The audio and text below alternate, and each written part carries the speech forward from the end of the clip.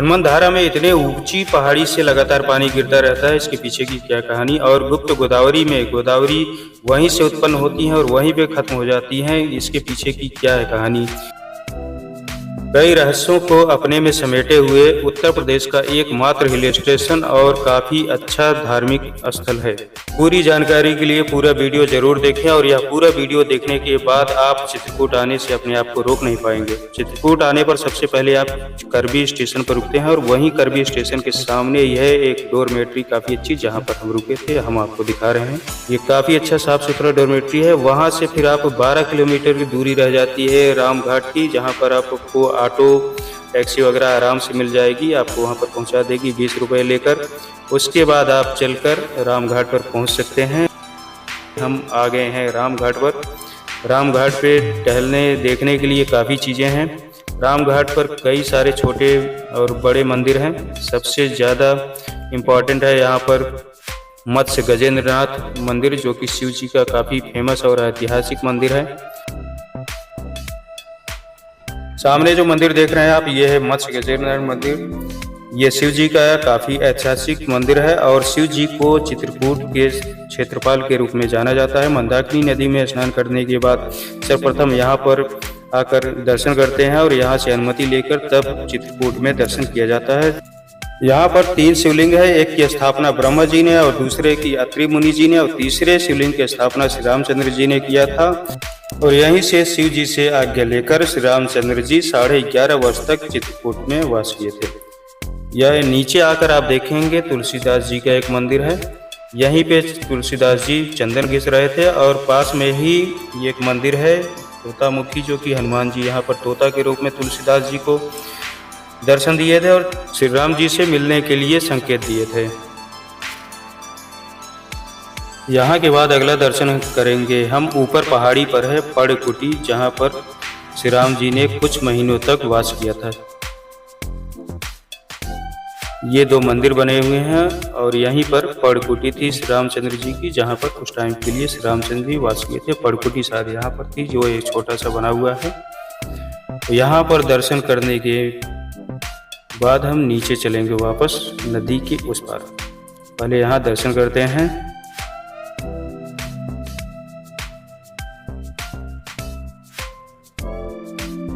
यहाँ पर मंदिर में श्री रामचंद्र जी की प्रतिमा है। ऊपर से बहुत ही खूबसूरत व्यू आता है अगर आप बाहर देखते हैं तो। और नीचे हम चलकर अब दर्शन करेंगे। उधर चल के नदी के उस पार हनुमान जी की प्रतिमा है, जो कि बड़ी प्रतिमा लगी हुई है नदी के उस पार। यहाँ पर ये छोटा सा पुल बना हुआ है, जिसको पार करके हम नदी के उस पार जाएंगे। और नदी के उस पार भी कई सारी प्रतिमाएं हैं, लेकिन ये हनुमान जी का एक बड़ा सा प्रतिमा है। उसी के बगल में है एक शिवलिंग, जो कि एक दुर्लभ शिवलिंग है। और पास में इधर में कई सारे छोटे बड़े मंदिर हैं, जहाँ पर आप दर्शन कर सकते हैं। लेकिन हम आपको ज़्यादा टाइम वेस्ट न करते हुए नदी के उस पार फिर वापस से 4 धाम यात्रा के लिए ले चलते हैं। ऊपर पुल से आप इधर का थोड़ा सा व्यू देख सकते हैं, खूबसूरत सा व्यू आता है। नाव कई सारी यहाँ पर लगी रहती है। वहाँ से हम एक ऑटो करके फिर मानस मंदिर दर्शन के लिए आए हैं, जो कि अगला पड़ाव है मेरा। और ये है अयोध्या में श्री राम मंदिर का नमूना। यहाँ पे पहले हम मानस मंदिर में दर्शन करते हैं। इस मंदिर में श्री रामचंद्र जी के जीवन से जुड़े कई सारी घटनाओं को चित्रों के माध्यम से दिखाया गया है। कई सारी मूर्तियाँ यहाँ पर बनाई गई हैं, जिनके माध्यम से श्री राम जी से जुड़ी घटनाओं को दिखाया गया है। यहाँ दर्शन के बाद अब हम अगला दर्शन करेंगे श्री जानकी चरण का, जो कि थोड़ी दूरी पर है। ये आ गए हैं हम जानकी चरण पर। कुछ सीढ़ियों से उतरकर मंदाकिनी नदी के किनारे यहाँ पर श्री जानकी जी का चरण का चित्रण है, जहाँ पर लोग दर्शन करते हैं, उनका पूजन करते हैं चरण का। और यहाँ पर चूड़ी बिंदी आदि चीज़ों से यहाँ पे माता जी की पूजा की जाती है, लोग यहाँ पर चढ़ाते हैं। बगल में मंदाकिनी जी की तेज धारा और यहाँ पर लेटे हुए हनुमान जी की एक प्रतिमा भी है, जो कि नदी में उनके चरण को छूते हुए मंदाकिनी जी बह रही हैं। और उसके बाद हम दर्शन के लिए आ गए हैं स्फटिक शिला, जो कि वहाँ से लगभग 10-12 किलोमीटर की दूरी पर स्थित है। स्फटिक शिला की भी ये कहानी है कि यहाँ पर श्री राम जी जानकी जी को गजरा लगा रहे थे। उसी समय एक कौवे ने आके जानकी जी के पैर में चोंच मार दिया, तो श्री राम जी गुस्से में उसकी एक आँख फोड़ दिए थे। स्फटिक शिला दर्शन करने के बाद अब हम चल रहे हैं सती अनसुईया मंदिर में दर्शन के लिए, जो कि एक जंगल से होते हुए गुजरता है। यहाँ पर ये देखिए जंगली सुअर है। यहाँ पर कई सारे जंगली जानवरों का आतंक होता है, तो यहाँ पर थोड़ी सेफ्टी के साथ ही गुजरना चाहिए। ये आप देख रहे हैं मंदाकिनी नदी, जहाँ पर कुछ लोग अपने ऊपर जल छिड़क रहे हैं और कुछ लोग मंदाकिनी नदी में स्नान करते हैं। उसके पास में ही है श्री लेटे हुए हनुमान जी की प्रतिमा। और यहाँ दर्शन करने के बाद हम आ गए हैं सती अनसुईया मंदिर के पास में। यहाँ मंदिर के सामने ही मंदाकिनी नदी बहती है, जो कि गंगा जी का एक रूप जानी जाती हैं। आप दर्शन कर लीजिए यहाँ पर मंदाकिनी जी के, और उसके पास में ही है फिर ये सामने शिवलिंग, जहाँ पर लोग दर्शन करते हैं और घंटा बजाते हैं। उसके बाद मंदिर के अंदर में बहुत सारी मूर्तिकला माध्यम से सती अनसुईया जी की जीवन से जुड़ी बहुत सारी चीज़ों को यहाँ दर्शाया गया है। श्री गणेश जी जो हैं भोलेनाथ को जल चढ़ाते हुए। अगला दर्शन हम करेंगे गुप्त गोदावरी का, जहाँ पर दर्शन करने के लिए आपको 25 रुपये का टोकन लेना होता है। और उसके बाद ये लाइन में लग गए हैं हम। लाइन में लगने के बाद यहाँ पर अंदर में एक बहुत ही पतली संकरी गुप्त प्रवेश द्वार से, ये जो कि सामने है, अंदर जाया जाता है। अंदर में काफ़ी बड़ा स्पेस है पहाड़ के अंदर, जो कि एक चमत्कारिक रूप से इतना बड़ा स्पेस है, जो एक भगवान की लीला ही कही जाएगी। कितना बड़ा स्पेस एक पहाड़ के अंदर है। यहाँ पर सामने जो देख रहे हैं आप, यहाँ पर श्री राम जी का चौपाल होता था। और ये सामने जो आप देख रहे हैं पानी का कुंड, यहाँ पर सीता जी स्नान करती थी। यहाँ से निकलकर एक दूसरा द्वार जाता है, जहाँ से हम अब जा रहे हैं। दूसरा गुफा द्वार होता है, जो कि काफ़ी बड़ा है। यहाँ पर नदी का उद्गम स्थल भी है। इस तरफ जो है 2 कुंड बने हुए हैं एकदम लास्ट में गुफा के, जिसमें श्री राम जी एक में स्नान करते थे और दूसरे कुंड में लक्ष्मण जी स्नान करते थे। तो ये देखिए पहाड़ के बीच में गोदावरी जी के लिए मार्ग बना हुआ है। पहाड़ को चीरते हुए गोदावरी जी गुप्त रूप से निकली हैं और बाहर कुंड में ही जाकर समाहित हो जाती हैं। यहाँ त्र्यंबकेश्वर से गुप्त होकर गोदावरी जी यहाँ पर आकर उत्पन्न हुई हैं। श्री राम जी के दर्शन के लिए उन्होंने अपने पिताजी से अनुमति मांगी थी, पिताजी ने मना कर दिया, तो गुप्त रूप से उन्होंने यहाँ आकर उत्पन्न हुई और बाहर ही दूसरे कुंड में जाकर वो विलीन हो गई। ये है जहाँ से उद्गम हुआ था। तो बाहर ये कुंड जो लास्ट में देखेंगे, वहाँ से गोदावरी जी विलुप्त हो जाती हैं।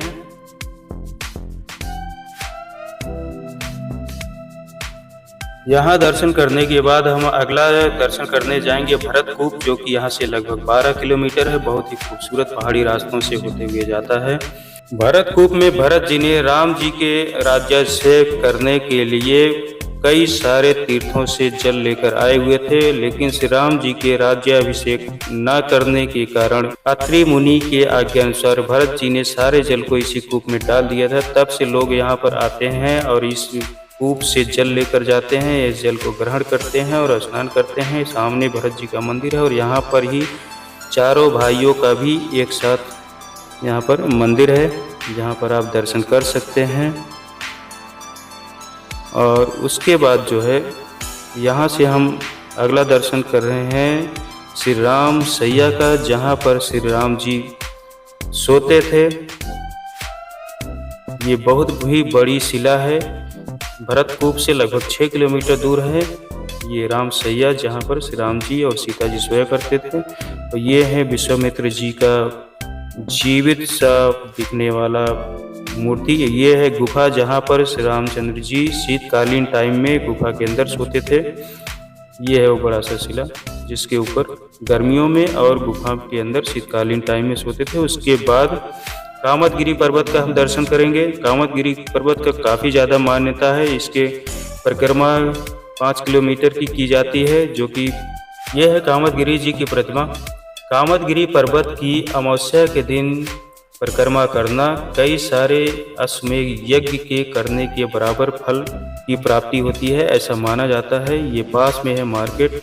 और उसके बाद हम चलते हैं हनुमंत धारा, जो कई सारे रहस्य को समेटे हुए हैं। धाम साकेत धाम को जाने लगे। हनुमान जी सरकार ने हाथ जोड़ के विनती किया कि भगवान, हमने जब से रावण की लंका को जलाया है, लंका जलाने के हृदय में ज्वाला, गर्मी, दाह ये हमारे व्याप्त रहती है, तो हमें कोई ऐसा ठंडा पवित्र दिव्य स्थान बतलाइए जहां हम रह सकें और आपका भजन कर सकें। भगवान श्री राम हनुमान जी सरकार को अयोध्या धाम से ला करके श्री चित्रकूट धाम, ये संकर्षण गिरी पहाड़ पे हनुमान जी सरकार को ला करके यहाँ सरकार को स्थान दिया है। ये स्वयंभू है, बाण से गंगा निकाली है, सरस्वती गंगा, जो हनुमान जी सरकार की अनवरत सेवा कर रही है। ना जल का आने का पता है कि गंगा मैया कहाँ से आती हैं, नीचे जाने का भी पता नहीं कहाँ जाके समाप्त हो जाती है। चलना 24 घंटे 12 महीना।